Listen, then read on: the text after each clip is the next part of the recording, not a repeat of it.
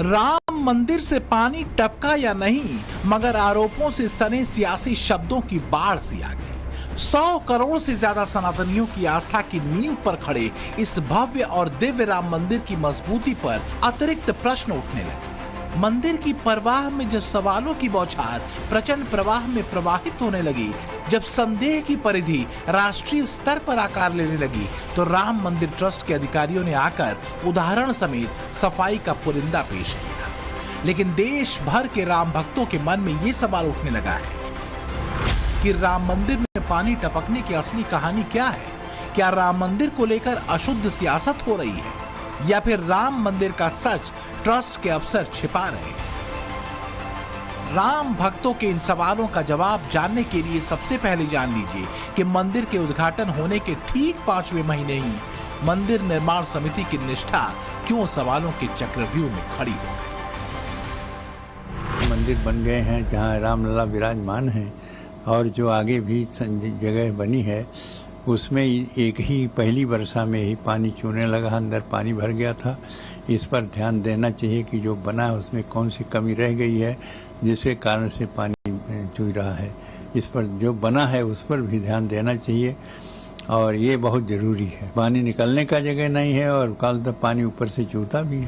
पहली वर्षा में ही पानी चूने लगा अंदर। पानी रिसने का दावा करने वाले सत्येंद्र रामदास मंदिर के मुख्य पुजारी हैं। महंत ने दावा किया, उसे समझने के लिए सबसे पहले मंदिर की मौजूदा वास्तविक स्थिति को समझिए। ये पहली तस्वीर राम मंदिर के उस स्वरूप की है जिसकी कल्पना की गई, जैसा देवालय बनना है, जिसे बनाने के लिए दिन रात मशक्कत की जा रही है। लेकिन दूसरी तस्वीर उस राम मंदिर का मौजूदा स्वरूप है जो अभी पूरी तरह बनकर तैयार नहीं हुआ है, जिसमें सिर्फ निचले तल पर काम पूरा हुआ है, बाकी निर्माणाधीन है। राम मंदिर ट्रस्ट का दावा है कि साल के अंत तक मंदिर बनकर पूरी तरह तैयार हो जाए। दिसंबर 2024 में मंदिर पूर्ण होगा और 2025 में हम पूरा परिसर का निर्माण कार्य भी पूर्ण करेंगे। आप सभी से बातें करते रहेंगे और जो भी निर्माण होगा आपके साथ हम साझा करेंगे। मंदिर निर्माण की पूर्णता से पहले ही बरसात आ गई है और उसमें पानी टपकने की खबर की धार बहने लगी। लेकिन सच्चाई ये है कि गर्भगृह जहां भगवान रामलला विराजमान है, वहां एक भी बूंद पानी छत से नहीं टपका है और ना ही कहीं से पानी गर्भगृह में प्रवेश हुआ है। लेकिन मंदिर में पानी टपकने की बात आई कहां से, उसे कुछ यूं समझिए। जब आप मंदिर में प्रवेश करते हैं तो सबसे पहले सिंह द्वार पड़ता है। उससे आगे जाने पर आपको रंग मंडप मिलता है, फिर नृत्य मंडप और फिर आता है गूढ़ मंडप। सबसे आखिर में आता है गर्भगृह जहां भगवान श्री राम की प्रतिमा स्थापित है। गर्भगृह के आगे जो गूढ़ मंडप है वो अभी पूरी तरह से नहीं बना है, उसके निर्माण का काम जारी है। गुंबद नहीं बना, लिहाजा 35 फीट का व्यास अभी वहां पर खाली है और ये गुंबद बनना है द्वितीय तल पर। और राम भक्त लगातार दर्शन के लिए आ रहे हैं, इसलिए प्रथम तल पर अस्थायी निर्माण किया गया है। सुरक्षा के लिए 35 मीटर के व्यास वाली जो खाली जगह है उसे ढका गया है, और क्योंकि ऊपर गुंबद नहीं बना है, चारों तरफ पिलर बनाए जाने का काम भी चल रहा है, इसलिए यहां पर अस्थायी निर्माण में से कहीं से पानी अंदर आया हो सकता है। मंदिर में पानी टपकने की खबर के ठीक बाद पूरी पड़ताल की। मंदिर ट्रस्ट की माने तो गूढ़ मंडप के आगे के हिस्से में भी थोड़ा बहुत पानी पहुंचा है, लेकिन उसकी वजह भी कुछ और है। दूसरी जगह कौन सी है जहां से पानी संभव है कि अंदर आया हो? गूढ़ मंडप और रंग मंडप के बीच में नृत्य मंडप के पास दोनों तरफ सीढ़ियां हैं। उत्तर और दक्षिण की तरफ बनी इन सीढ़ियों के जरिए ऊपरी तलों पर जाने की व्यवस्था है। इन सीढ़ियों की छत भी दूसरे तल पर ढकी गई हैं, वहां फिलहाल काम चल रहा है, इसलिए संभव है यहां से भी पानी आया हो। जाहिर है राम मंदिर की छत से पानी नहीं टपक रहा, नीचे तल तक कहीं कहीं से पानी आने की वजह कुछ और भी है, और वो भी तात्कालिक है। मैंने स्वयं निरीक्षण किया और निरीक्षण के बाद ये स्पष्ट था कि गर्भगृह में कोई पानी नहीं था। बिजली की लाइनें खींचती है ना, पाइप जिसमें से तार डालते हैं, तो प्रथम तल पे तार डालना है। तार डालने के लिए जो वो पाइप है वो खुला हुआ था, क्योंकि पानी था वहाँ पर, तो वो पाइप से नीचे सीपेज में चला गया। तो कुछ जगहों पे वह कंडुइट कहते हैं जिसको, बिजली के पाइप को, उसके जरिए गया। लेकिन हम आपको और आपके माध्यम से पूरी तरह आश्वस्त करना चाहेंगे कि किसी प्रकार से निर्माण में कोई भी कमी नहीं है। इस मंदिर को बनाने में पूरी तरह से पत्थरों का इस्तेमाल किया गया है। राजस्थान के बंसी पहाड़पुर माइन से पत्थर मंगाए गए हैं, पर कोटा मंदिर में बंसी पहाड़पुर का करीब 13 लाख क्यूबिक फीट पत्थर लगे हैं। सेंट्रल बिल्डिंग रिसर्च इंस्टीट्यूट के परामर्श से यह मंदिर बनाया जा रहा है। आईआईटी दिल्ली के पूर्व डायरेक्टर से चर्चा के बाद मंदिर बना। कानपुर, चेन्नई और सूरत के आईआईटी मंदिर निर्माण की चर्चा में शामिल। आईआईटी कानपुर के सिविल इंजीनियरिंग की कक्षा में इसकी पढ़ाई की चर्चा है। उत्तर भारत में लोहे का इस्तेमाल किए बिना सिर्फ पत्थरों से उत्तर भारतीय नागर शैली में मंदिर निर्माण पहली बार हो रहा है। देश विदेश में सिर्फ स्वामी नारायण परंपरा के मंदिर पत्थरों से बने हैं। जब इतने शोध के बाद मंदिर निर्माण हो रहा है तो उसमें पानी टपकना असंभव सा है। ऐसा क्यों है वो भी समझ लीजिए। पूरे मंदिर को पत्थर पर पत्थर रखकर बनाया गया है। मंदिर में कहीं भी लोहे का इस्तेमाल नहीं है। 2 पत्थरों को जोड़ने के लिए कॉपर क्लिप का इस्तेमाल किया गया है। 0.1 मिलीमीटर का भी स्पेस नहीं छोड़ा गया है। वायरिंग की पाइप लाने के लिए जो ड्रिल किए जा रहे हैं, उसके छेद को भरने के लिए स्पेशल पेस्ट बनाया गया है। दावा किया जा रहा है कि वो पेस्ट भी बरसों तक खराब नहीं होगा। छत पड़ने के बाद नीचे सारी चीजें वाटर प्रूफिंग के बाद कुछ नहीं रहेगा। तो 3 मंजिल की छत भी पड़ जाएगी तो भी वाटर प्रूफिंग हो जाएगी, फिर नीचे पानी आने का कोई तुक नहीं है। और जो बिजली की वायरिंग के लिए पाइप वगैरह लगती है वो भी सब सील्ड हो जा रही है धीरे धीरे। तो इस प्रकार की कोई संभावना नहीं रहेगी। और ये जो वर्तमान में स्थितियां हैं वो रोज बरोज बदल रही है। मगर इतना कुछ जाने समझे देखे बगैर राम मंदिर में पानी टपकने की खबर पर सियासी कोहराम मच गया।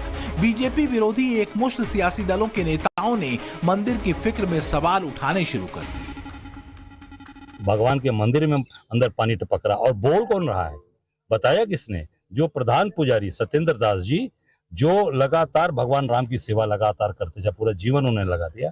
उन्होंने कल बड़े मर्माहत और बड़े ही दुख भरे शब्दों में ये कहा कि भगवान राम के मंदिर में छत से पानी टपक रहा है। ये कितना दुर्भाग्यपूर्ण है और वो बहुत बड़ा कलंक है, बहुत बड़ा कलंक लगा है। ये भी जान लीजिए कि राम मंदिर की परवाह करने वाले इन तमाम नेता और इनके दलों के सर्वोच्च नेता अब तक अयोध्या के आंगन में रामलला का आशीर्वाद लेने तक नहीं पहुंचे। न तो राम मंदिर के उद्घाटन के कार्यक्रम में गए, न बाद में। यही वजह है कि उन पर कुछ यूं पलटवार किया जा रहा है।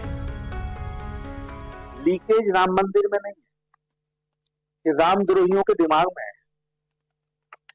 ये बड़े खुश हो रहे हैं कि राम मंदिर में पानी भर गया।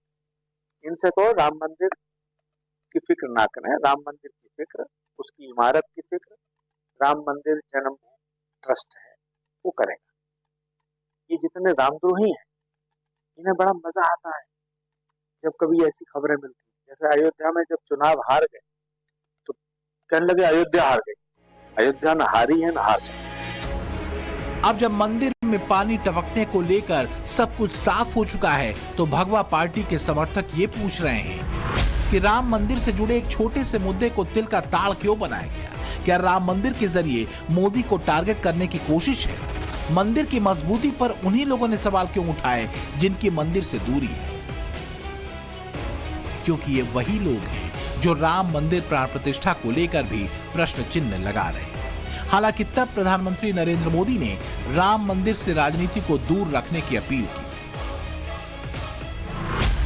राम मंदिर समाज के हर वर्ग को एक उज्जवल भविष्य के पथ पर बढ़ने की प्रेरणा लेकर आया है। मैं आज उन लोगों से आह्वान करूंगा, आइए आप महसूस कीजिए, अपनी सोच पर पुनर्विचार कीजिए। राम आग नहीं है, राम ऊर्जा है।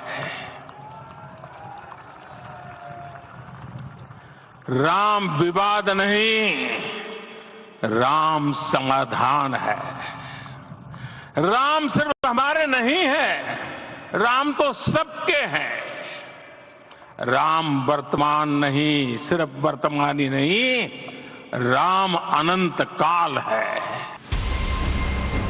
लेकिन पिछले 5 महीने में इसी राम मंदिर को लेकर पॉलिटिकल मीटर कितना ऊपर तक पहुंचा है, ये किसी से छिपा नहीं। लिहाजा इन्हीं सवालों के साथ जब टाइम्स नाउ नवभारत की टीम लोगों के बीच पहुंची, लोगों से बात की, तो उन्होंने क्या कहा वो सुनिए जरा। भ्रामक प्रचार कर रहे हैं। राम मंदिर अपने निर्बाध गति से आगे बढ़ रहा है, कार्य अच्छी तरीके से हो रहा है। विपक्ष को कोई ऐसा मुद्दा नहीं मिल रहा है जिस पर वो सकारात्मक राजनीति कर सके। ये पानी टपकने की बात करके वो अपने आप को ही एक्सपोज कर रहा है। भगवान राम सबके राम। पहले निर्माण को लेकर के था, जब भूमि पूजन होना था तब भी उन्होंने कहा कि अभी मंदिर पूर्ण बना नहीं है, पूरी तरीके से तैयार नहीं हुआ। ऐसी बातें सिर्फ विपक्ष कर करके और लोगों के मन में भ्रम पैदा करने की कोशिश कर रहा है, इसके अलावा और कुछ नहीं है। अपनी बातों को एक बार गौर फरमाना चाहिए। चाहे पीछे से लेके आगे तक 70 साल से विपक्ष ने जो भी किए हैं कारनामे, सबको पता है, कोई भी घोटाले हो कुछ भी हो।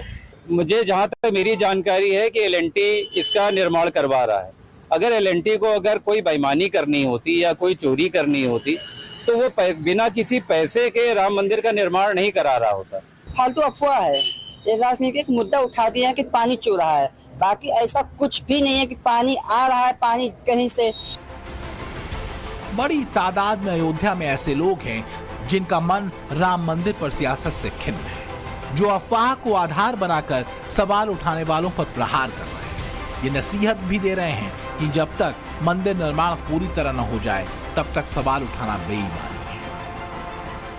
कंस्ट्रक्शन हो रहा है तो बारिश के मौसम में अच्छी जगह व्यवस्था बिगड़ जाती है। वहाँ तो अभी निर्माण कार्य चल रहा है, तो कहीं ना कहीं लेबर से कोई गलती हो सकती है, कहीं ना कहीं से कोई लीकेज हो सकता है, तो उसको लेके बहुत बड़ा कोई इशू नहीं बनाना चाहिए। घर भी बनाने में आदमी को सालों साल लग जाता है। ये तो राम मंदिर है, 500 वर्षों के बाद निर्माण हो रहा है, इसमें कुछ दिक्कतें आ रही हैं, लेकिन ये समय रहते हुए ठीक कर लिया जाएगा। निर्माण कार्य जारी है।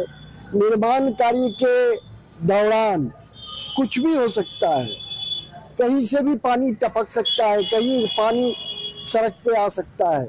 उसको लेकर के राजनीति करना मैं तो समझता हूँ बहुत ही निम्न स्तर की बात है। अपना घर कोई बनाता है तो वहाँ भी सब कुछ कमियां होती हैं, धीरे से कमियां दूर हो जाएगी।